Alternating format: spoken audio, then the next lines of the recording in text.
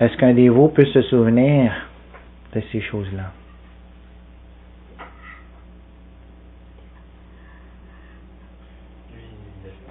Lui, il l'a fait. Mais toi, tu as déjà vu cette poussière-là? Tu vas-tu pouvoir t'en souvenir?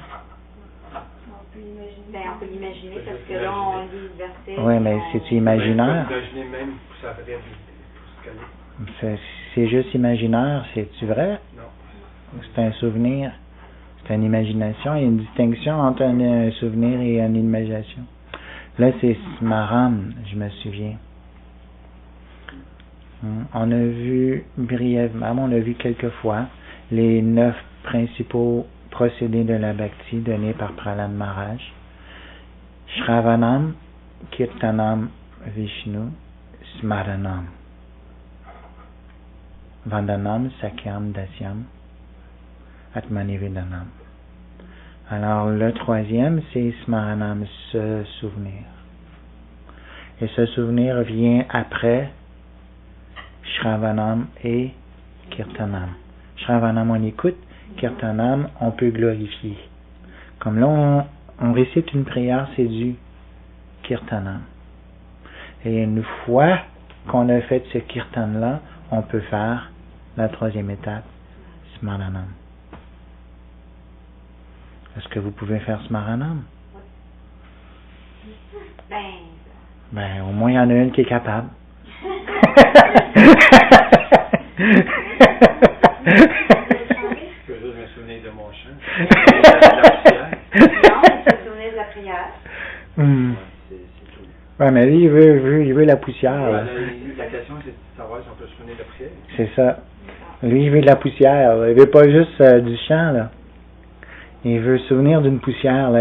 Avant, il s'est jamais préoccupé de ça de sa vie, puis là, ben...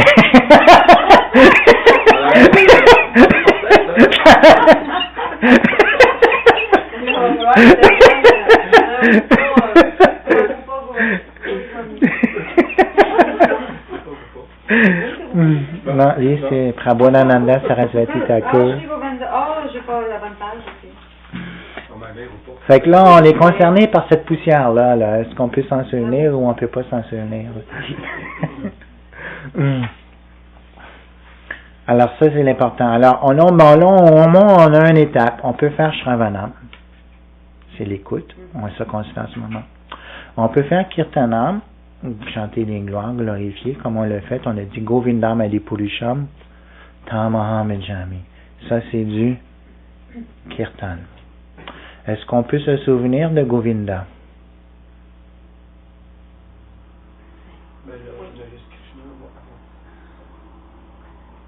Tu peux te souvenir de ta Murti au moins?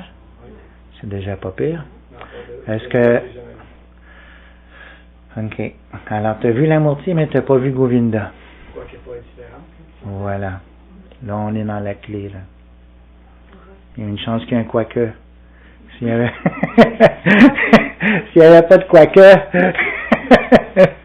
ce serait un peu mal pris. Alors, est-ce que Govinda est différent de sa Murti? Non. Est-ce qu'il est différent de son nom? Non. Est-ce qu'il est différent de sa forme, qui est Satchitananda? Non plus. Donc, se souvenir du nom, de la forme de Krishna, c'est se souvenir de Krishna.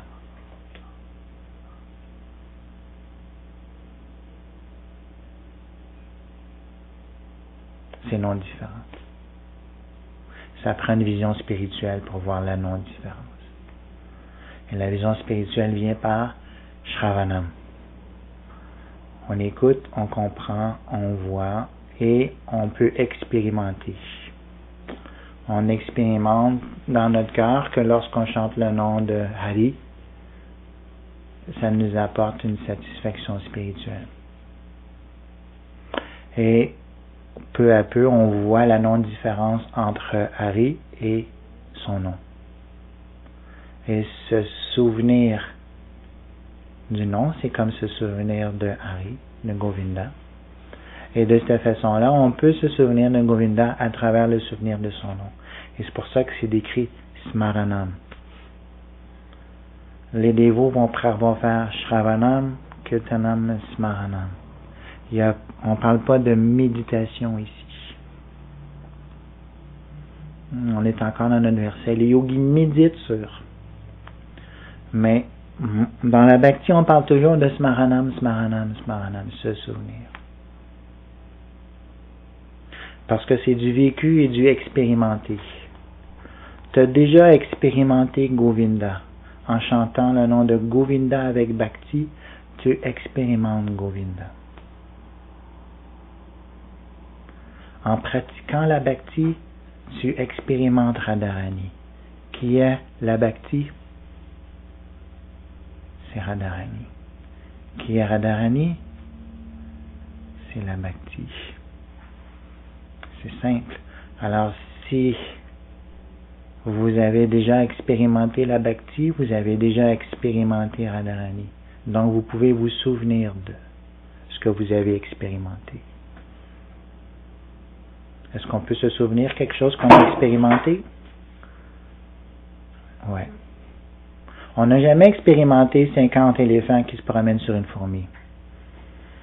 On ne peut pas s'en souvenir. Mais si on a expérimenté la bhakti, on peut se souvenir de la bhakti. C'est du vécu. C'est pas juste quelque chose qu'on va atteindre plus tard par notre méditation. Vous voyez la différence? Elle est très subtile, mais très importante. La méditation, tu vas vers. Dans la bhakti, tu peux expérimenter en recevant. Par la grâce de la bhakti, on peut pratiquer la bhakti en expérimentant cette bhakti-là.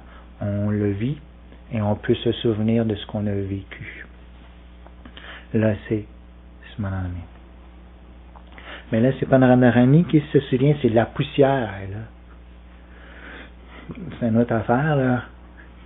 Est-ce que tu penses à Radharani rempli de poussière, toi?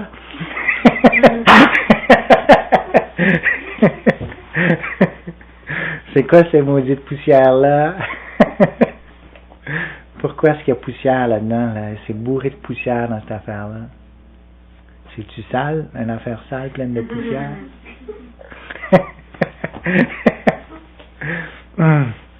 Alors, la poussière, ça veut dire quoi?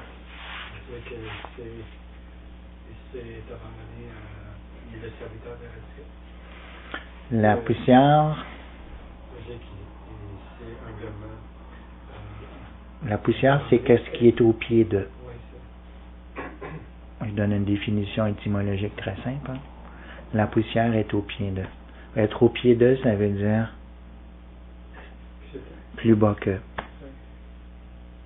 Alors, ça veut dire, j'offre mon hommage, je me souviens de, je vénère avec grand respect intérieur tout ce qui est abaissé à Radharani. Tout ce qui s'abandonne à Radharani. Tous ceux qui sont au service de Radharani.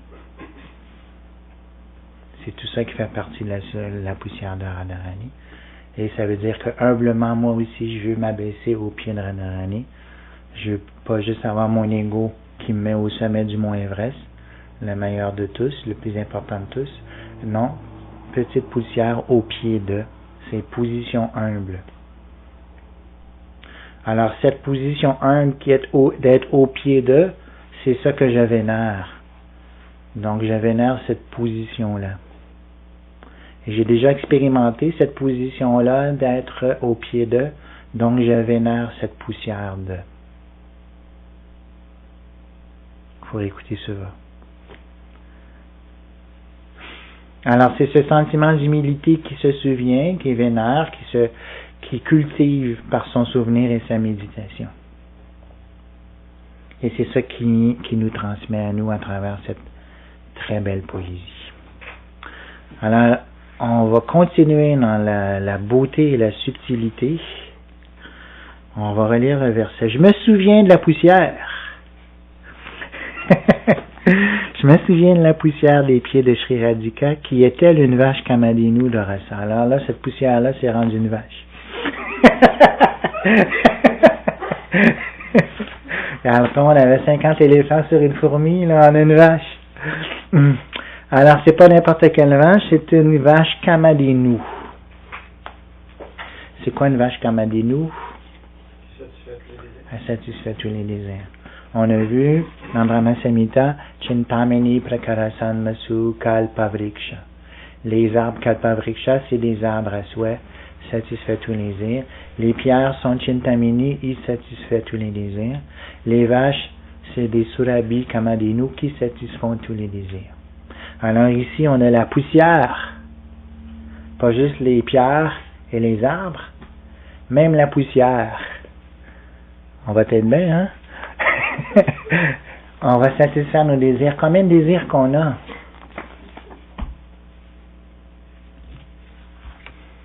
Combien y a-t-il de graines dans...